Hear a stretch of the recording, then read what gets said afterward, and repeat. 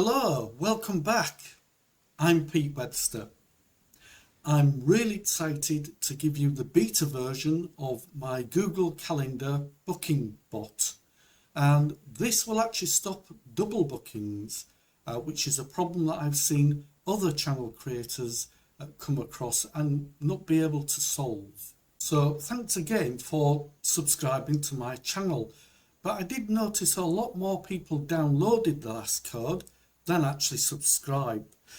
So what I'm going to do is I'm going to give this code completely free to everyone who subscribes. To subscribe, press the subscribe button and then sign up for a completely free account on my website, and then within a day you'll be given a link to all of the code but also the Voiceflow template. So you won't even need to go through all of these steps and program the Voiceflow part if you don't want to do. So because of that, I'm going to be going through this video a little faster than last time. So without further ado, let's get into it. Okay, so I need to just tell you a little bit about code change. Voiceflow's changed something. It changed how the text we're outputting, so I've had to make a slight change in the webhook, going back to the format. The change is in this line here. I've put the new code there, so you just need to add the new code to that format.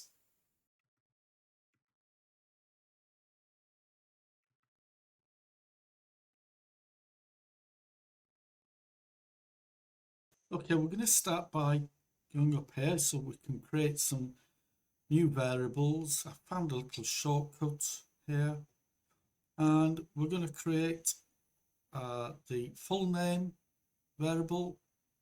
We're going to separate these by a comma, etmail, time string, not free, and status. That's created our 5 new variables.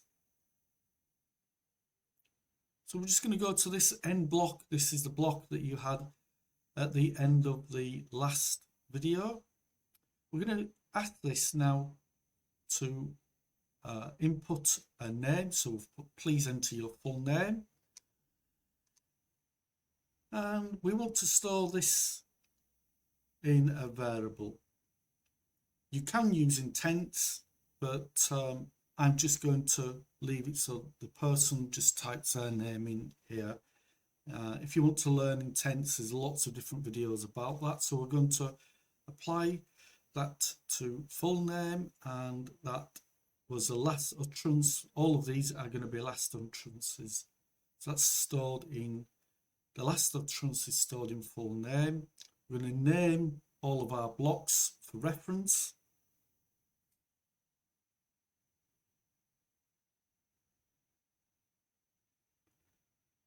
So now we are going to create a text box, and this time we're going to ask them to enter an email address.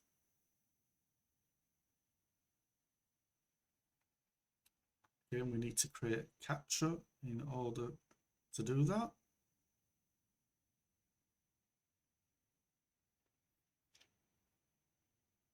And again, we need to set a variable.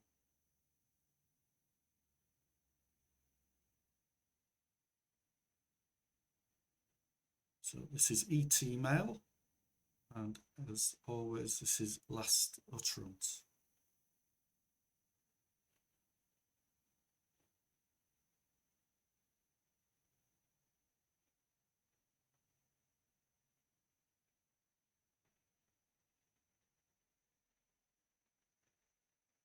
So while we're down here, we're going to create a little bit of the error generation text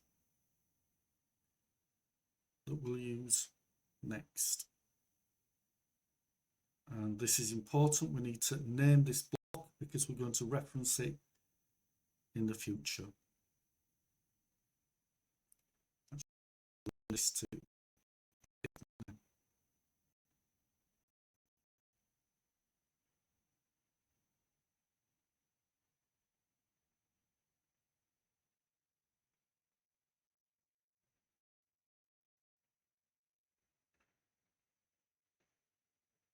Right, so now we're going to enter our first bit of JavaScript.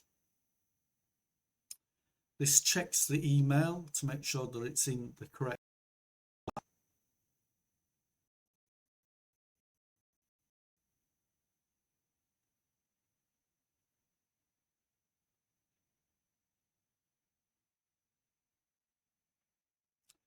And we're going to now put a message about the time slots on there, and we're going to ask them to choose one of the time slots that shows as free, and we're going to store that in the time string variable.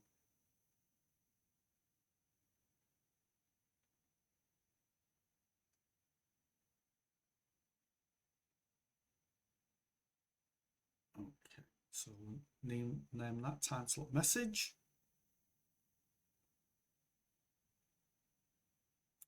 I'm going to rename this check email.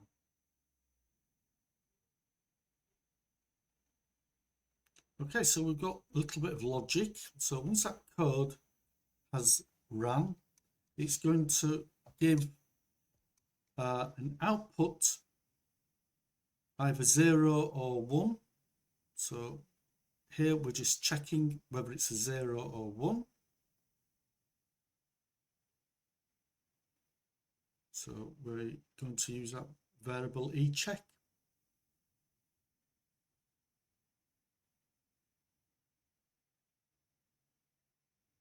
Oops. Sorry, the eCheck needs to be in here.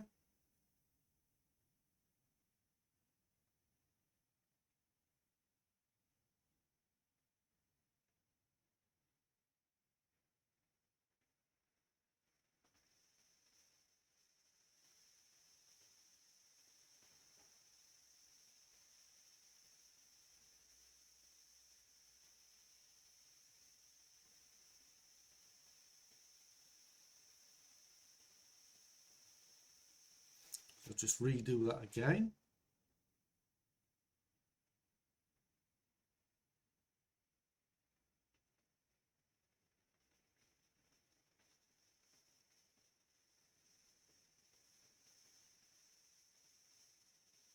So if eCheck equals 0, we need it to go down to the not valid message. We're going to add another condition, and this if it is valid. Again, we're going to check this eCheck variable, and if it's a 1, then we're going to say the action is go to the block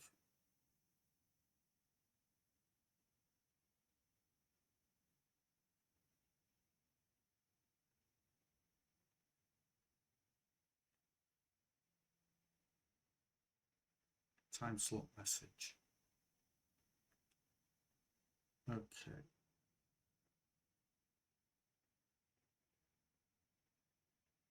So now we've got some more JavaScript.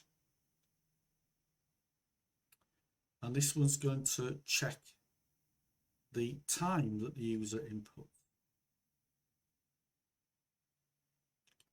So paste it in there.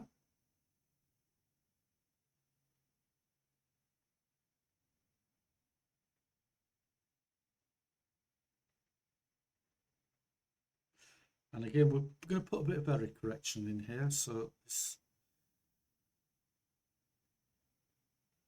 Now, I have noticed that the messages come up sometimes a little bit too fast, I find, for the user. So what we're going to do is we're just going to put a slightly delay from the message that we send. So this just basically creates a delay.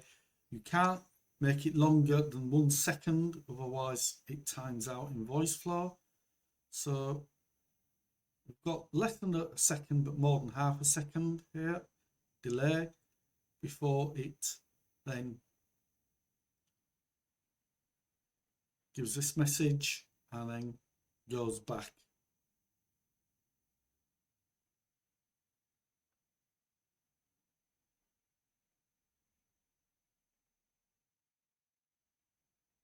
Okay, so if that was an invalid time, it's going to take us all the way back to this time slot message asking them to input a time again.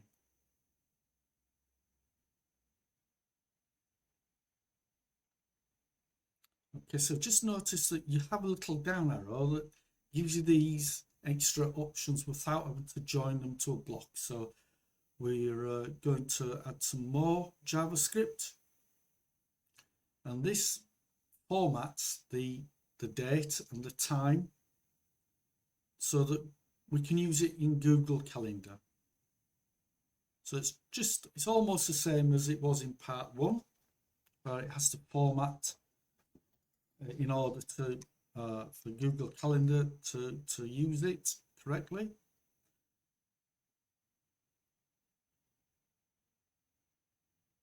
Okay, so we're just going to rename this now.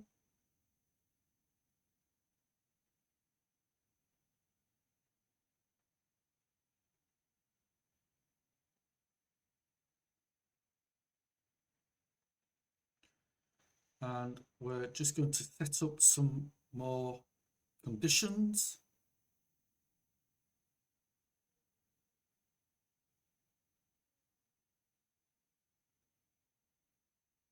And again, this will all make sense when you can see the complete bot and have a play around with it.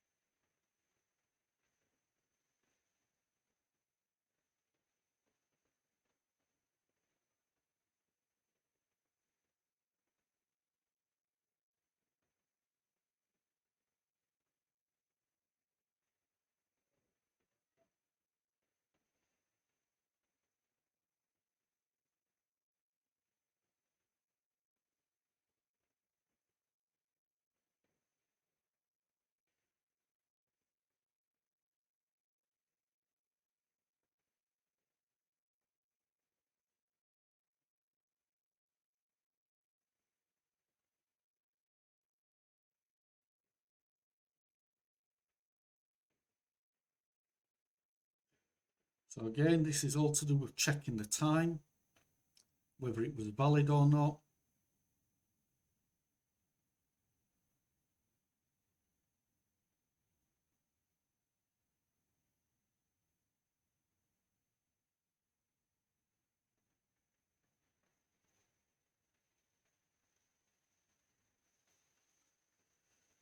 So it's going to check for the time whether it was valid or not and take it to the appropriate bit of the code. Now we're going to go into Pipedream. We're going to create another webhook. We've changed something in Pipedream. You now have to have things put in these different project names. So we're just going to create a new one, a new workflow in a project name that we've already got. And we're just going to create a simple webhook and then save that, copy the address because we're going to use that in Voiceflow.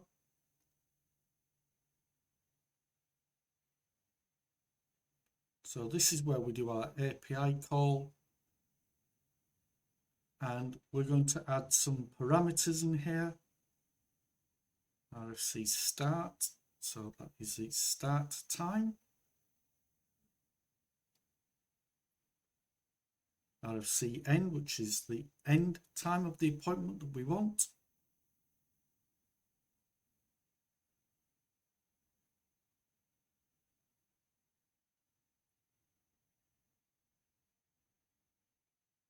And we put in a capture response.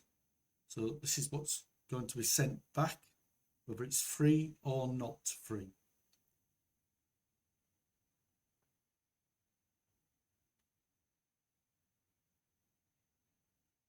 We're just going to rename these and then just rename all that we haven't named and just connect them all up. So time check goes to time condition, which checks. Now we're going to send some data to the Pipedream webhook so that we can test it and use that data. So we're just going to put in a date. I'm going to put in a name.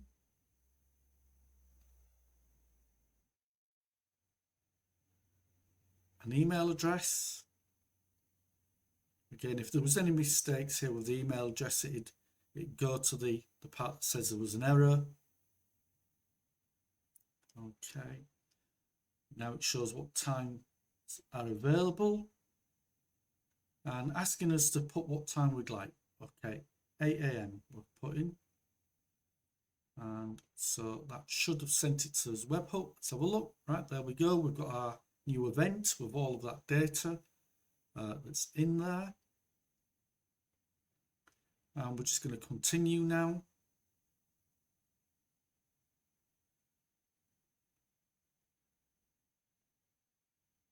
So what we're going to do is we're going to use Google Calendar and we're going to retrieve any free or busy times.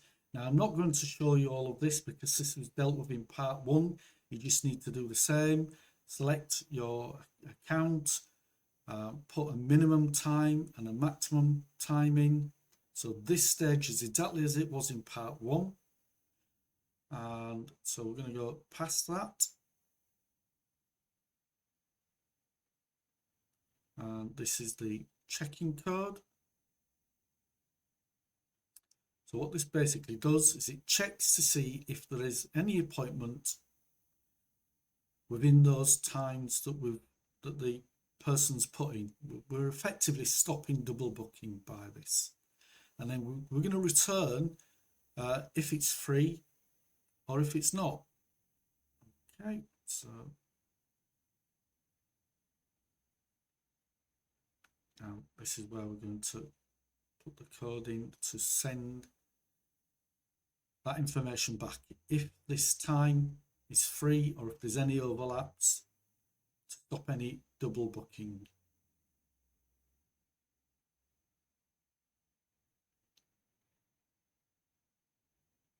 Okay, now we're just going to change this. So instead of automatically sending a reply, it's going to use that last node to send the reply with that data.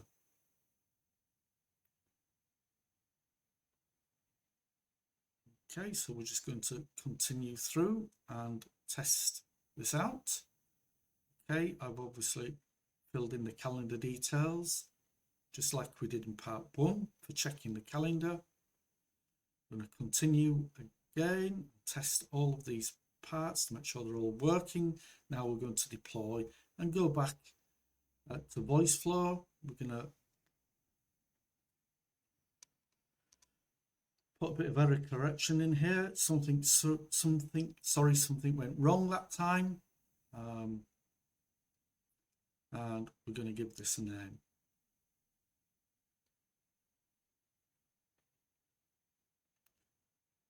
So we need to join this block back up to our main time slot message. So if there's something wrong, it's going to ask them to input a time again. So if there was any double booking and it detected that, it'll go back to asking them for another time. Okay, so now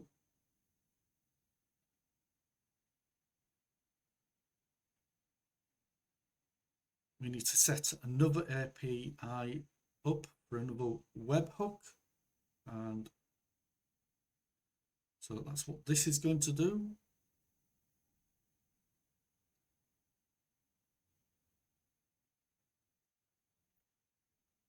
And we're just going to set this condition up to check to see if that was double booked in the Voiceflow part. So if it's not free, we need to check the variable that's sent back, which is not free variable. And if it's 0, then the action that it needs to go is to go to a block.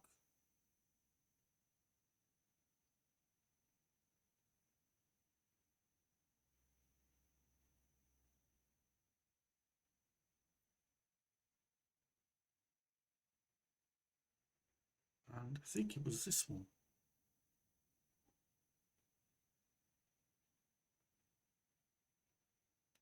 Again, we need to set another condition up. If not free is 1. Again, it's checking the not free variable for this value, 1. And we're going to say, right, what do you need to do? We need to go to an action. And again, we're going to tell it to go to a block.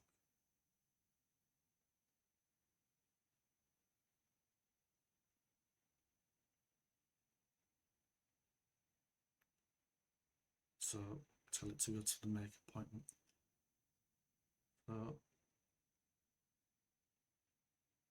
Right, actually, I got these wrong. So we just need to reverse this. So not free 0 goes to make appointment, and not free 1 goes to the error. Okay, so we're going to go back, create yet another webhook. So this is the one that we're going to use to actually make the appointment. And we're going to go do exactly the same as what we've done before. Just create the trigger, copy the URL across. We're going to paste it in the make appointment block, and we're just going to add the parameters that we need to create an appointment, which is the start time, the end time,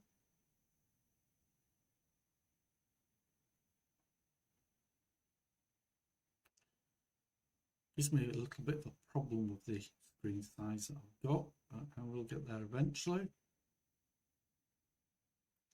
Okay, let's just scroll down. So we have got the full name, again taken from that full name variable.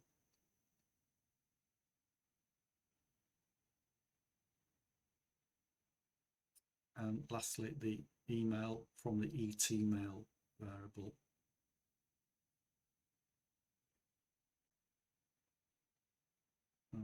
Okay, we're just going to run it through and put all of the stuff in that we've done, so that this webhook's got some data.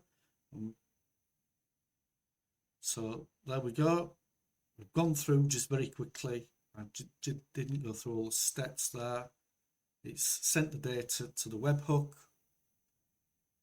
Okay, we can have a look down here to the data. You see, so it's got the email, the full name, and the start date. So now we're going to build the last bit. Here we go to Google Calendar. We're going to go straight down to make or create an event. Again, I'm not going to show you how to connect the calendar. You should already know that. But we are going to add these, which is the start and the end date. Okay, so just like what we did before in part 1, we're just putting the start and the end on here.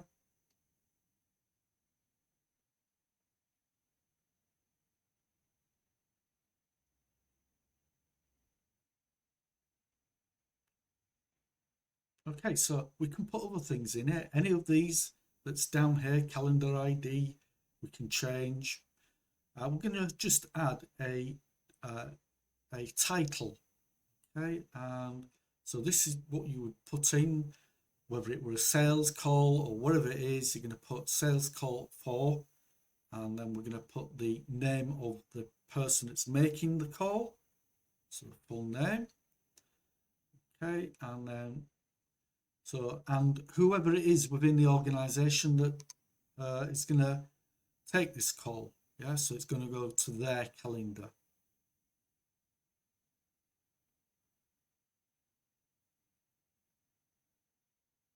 And now we need to select what the attendees are. You can fill any or all of these in depending on what your needs are.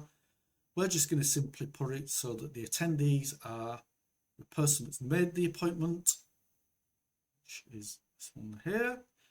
And then we're going to add one, and we're going to put the person within your organization that's going to get this email to say someone's made an appointment with you.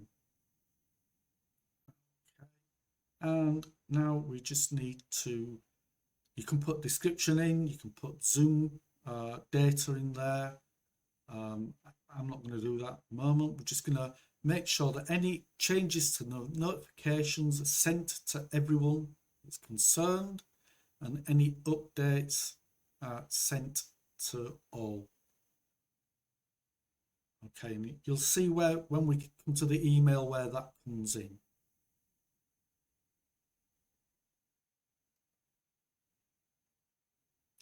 Okay, so here's where you change which calendar was used if it wasn't your primary. So again, we're using our AI clients calendar. And we're going to test this now. So this should actually create an appointment from the data that we've already sent. And there we can see that it was a success.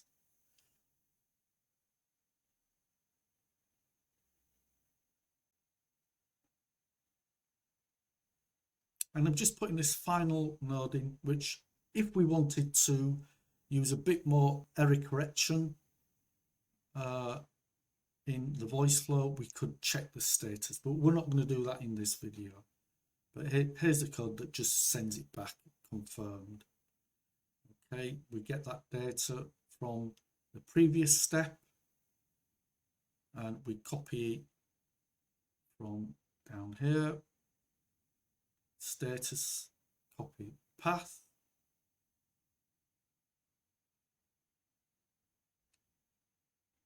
and this is where we'd paste it in that path, and that will put the status of whether it's confirmed, whether it's been successful or not.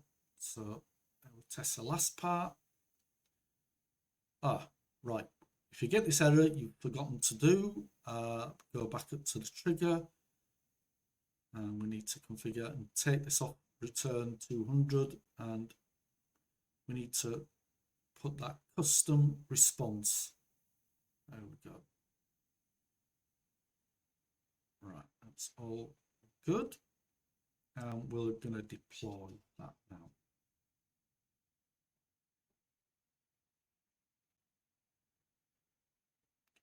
Okay, so this is what it would be like. Yeah, we just put an extra text box there saying your appointment's been made.